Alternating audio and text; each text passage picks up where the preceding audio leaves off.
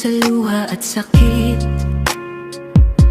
Hiling ng lahat kapayapaan ay maakit digmaan. Sa gitnang silangan buong mundo'y naguguluhan.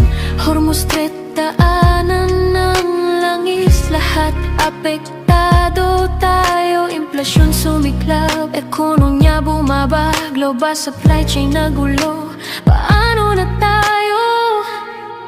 Hanggang kailan magdurusa sa Middle East? Mga bomba nagliparan at salpukan, Iran at US naglalaban na naman. Hiling ang lahat, tapusin ang laban, ibalik ang kapayapaan.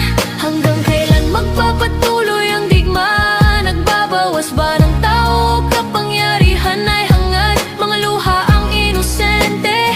Anong lupit mga kababayan natin naibig, hindi ba pwede mag-ayos tayo? Pagmamahal at kapayapaan hanggang dulo.